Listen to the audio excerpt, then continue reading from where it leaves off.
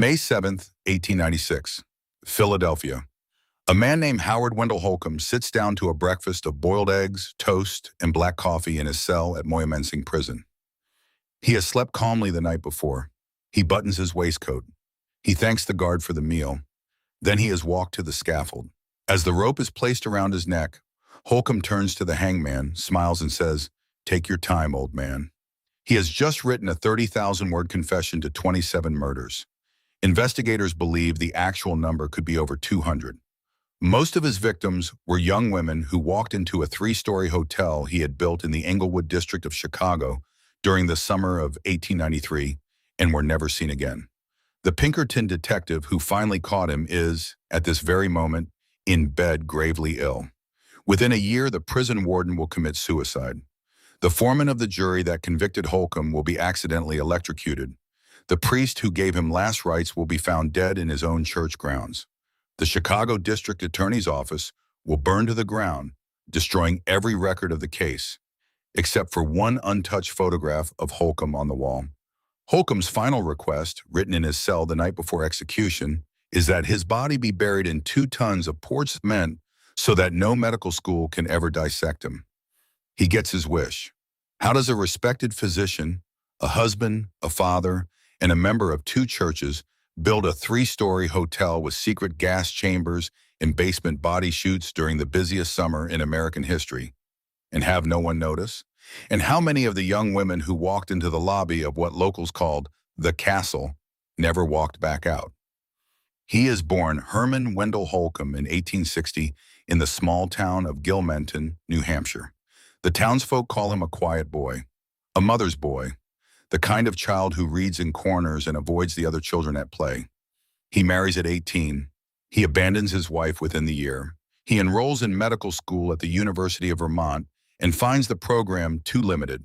He transfers to the University of Michigan in Ann Arbor, one of the finest medical schools in the West. He graduates in 1884 with a degree, a charm that opens any door, and a quiet criminal habit. He has been embezzling the proceeds of door-to-door book sales. He has been signing his name to insurance policies on cadavers he steals from the medical school morgue, then claiming the money. He has been promising marriage to women he never intends to marry. By the time he leaves Michigan, there is already a breach of promise lawsuit waiting from a widowed Ann Arbor hairdresser. He drifts through Moore's Fork, New York. People die in his proximity. He drifts through Philadelphia. People die in his proximity. In July 1886, in Springfield, Illinois, he buys a license as a druggist and finds work in a drugstore owned by a widow. The widow disappears within months. Dr. Holcomb takes over the drugstore. It is during this period that he changes his name from Herman to Howard. He has just finished reading the first published Sherlock Holmes story. He decides that he wants a name with the same authority. He chooses Howard Wendell Holcomb. He will use it for the rest of his life. By 1890, he is in Chicago. He owns 2 houses. He has bigamously married a woman named Mira Bellwood. He owns part of a duplicating company. He sells mail-order patent medicines. And he has just purchased a vacant lot on the corner of 63rd Street and Wallace, in the Englewood district on the south side of Chicago. He hires a series of construction crews to build him a 3-story commercial building on that lot. He fires each crew before they can finish more than a few rooms. He hires the next crew, and the next, and the next. No one ever sees the full blueprint. What is going up on the corner of 63rd and Wallace? It is finished by the spring of 1893. The drugstore opens on the ground floor. The retail shops face the street. The hotel rooms above are ready for the millions of tourists about to arrive in Chicago for the World's Columbian Exposition, the Great White City, opening on May 1st. 27 million people will pass through Chicago that summer.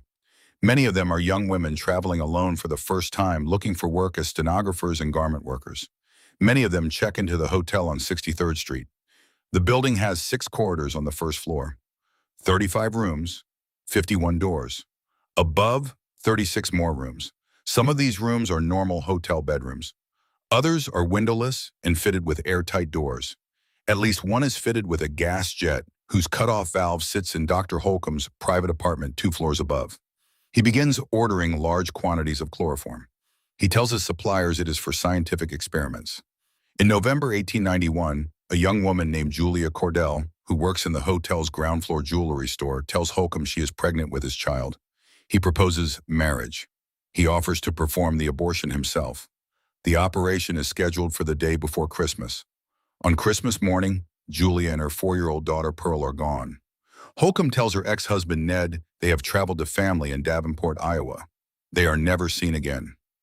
A few months later, he hires a stenographer named Emmeline Cresswell. For a season, she is deeply in love with him. By December 1892, her feelings have cooled. 3 weeks before Christmas, she vanishes. Holcomb produces a printed card announcing her marriage to a Robert E. Phelps. There is no Robert E. Phelps. In the weeks before the fair opens, Holcomb performs a fake marriage ceremony with a woman named Maggie Whitfield, who has come to Chicago from Texas to claim land she has inherited. He persuades her to sign the deed to that land over to him as a wedding gift. Her sister Anna arrives from Texas a few weeks later. He promises both women a luxurious European honeymoon. On the night of July 4th, 1893, both Whitfield sisters disappear inside the hotel. A few days after, the wife of his carpenter, Benjamin Patterson, receives a gift of women's clothing in the mail.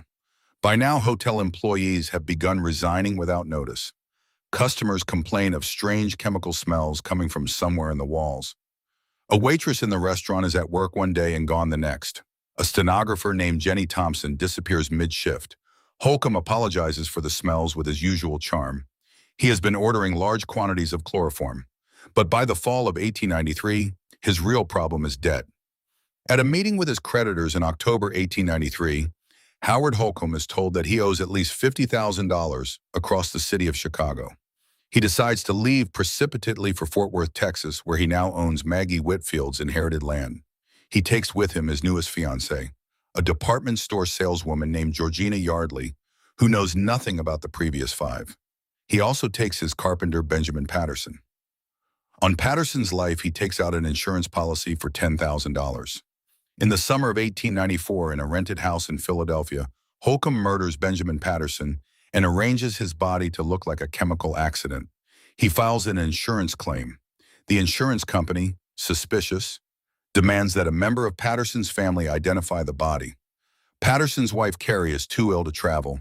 She sends her 15-year-old daughter, Alice, on the train alone from St. Louis to identify her father's corpse. Alice identifies him. The claim is paid. Alice goes home. But Holcomb is not finished with the Patterson family. He returns to St. Louis. He tells Carrie that her husband had hidden a second insurance policy worth far more. He needs to take 3 of her children, Alice, 11-year-old Nellie, and 8-year-old William, on a trip to collect it. Carrie agrees. In June 1895, Pinkerton detective Frank Goodwin arrives in Philadelphia to investigate the Patterson insurance fraud. Holcomb has by now been arrested on a separate, smaller insurance scheme and sits in a Philadelphia jail cell. Goodwin interviews him. Holcomb explains, with what Goodwin will later describe as florid ornamentation, that the body identified as Patterson was actually a stolen cadaver, that all 3 Patterson children are in London with Miss Maggie Whitfield, that everything is fine. Goodwin does not believe him. In Holcomb's prison cell, the detectives find a small black deed box. Inside are 12 letters written by Alice and Nellie Patterson over the previous summer, letters addressed to their mother in St. Louis. None of them were ever posted. From the dates and the small details mentioned in each letter, a hotel name here, a restaurant there, Frank Goodwin begins to map the route Holcomb took with the 3 children. He starts walking that route. Cincinnati, 2 hotels under the name Alex E. Cook with 3 children. Indianapolis, 1 hotel for Holcomb and Mrs. Georgia Howard. A different hotel for the 3 children, alone. Detroit, Holcomb and Georgina in 1 hotel. The 3 Patterson children in a second hotel. And Goodwin discovers, walking the same streets a year later, Carrie Patterson herself and her remaining 2 children in a 3rd hotel, just 3 blocks away. Holcomb has been moving the Hayes family in parallel, keeping them apart by city blocks, lying to each side about where the others are. Then Toronto. October 1894. Holcomb and Georgina at 1 hotel, Carrie at another, Alice and Nellie at a 3rd. Howard is no longer with them. In Alice's final letter, dated October 14th, she writes to her mother, "Howard is not with us now." In Toronto, a man named Thomas Reeves remembers that the description of Holcomb sounds like a tenant who had rented the house next door to his for a single week in October. Goodwin and a Toronto police detective enter the basement of that house with a shovel. 3 feet down, they find the bodies of Alice and Nellie Patterson, wrapped in a single sheet, buried together. Goodwin retraces his steps to Indianapolis. He locates a house Holcomb had asked a landlord about renting in October 1894. He searches every room. In the kitchen, behind a brick wall, he finds a long chimney flue. On August 27, 1895, Frank Goodwin pulls a partially burned 8-year-old boy out of that flue. The hunt is over for the children, but there is still the castle on 63rd Street. The Chicago police enter Howard Holcomb's hotel for the first time in July 1895. They have a warrant. They have rumors. They have an architect's diagram drawn by every laid-off construction worker they could find. The third floor, rooms with no windows, doors that lock only from the outside, a gas jet in one of the bedrooms with a brass cutoff valve mounted in Holcomb's private apartment 2 stories below, meaning Holcomb could have flooded any sleeping guest with gas from his own kitchen and then closed the valve before walking down to clean the room himself. Behind one bedroom wall, a dumbwaiter that descends directly to the basement. In the basement, they find a large kiln, a dissection table stained with what the police describe it as a great deal of dried blood, 2 open pits of quicklime, each containing partial human remains, a wooden vat full of acid containing 8 ribs and a fragment of a human skull, scattered across the cement floor, a woman's left shoe, a child's hairbrush, 12 teeth, and the burnt copper buckles of 7 different women's belts. A local skeleton preparer named Charles Chambers comes forward voluntarily. He admits that Howard Holcomb had hired him on at least 15 occasions to strip the flesh from bodies in that basement and reassemble the skeletons for sale to medical teaching schools at $36 per cadaver. Holcomb stands trial in Philadelphia in the fall of 1895. The presiding judge rules that only evidence directly related to the murder of Benjamin Patterson will be admitted. The jury still convicts him in 3 hours. In his cell, awaiting execution, Holcomb writes a 30,000-word confession. He admits to 27 murders. Investigators will later determine that some are real, some are invented, and at least 2 of his named victims are alive and well. The true total will never be known. Reporters who interview him in the final weeks notice something strange about his face. The bones beneath his jaw seem to be lengthening. His own description of himself in the confession is that he is growing to resemble the devil. The similitude is almost completed. On May 7, 1896, Howard Wendell Holcomb is hanged in the courtyard of Moyamensing Prison. His final request, that his body be buried in 2 tons of poured cement so no medical school can ever dissect him, is granted by the city of Philadelphia. Within 12 months, Frank Goodwin falls gravely ill, the warden suicide, the foreman electrocuted, the priest dead, and the office of the Philadelphia district attorney burns to the ground, destroying every record of the trial. Every record, save one. A single-frame photograph of Howard Holcomb that had hung on the office wall is found in the rubble, untouched, not even smoke-stained.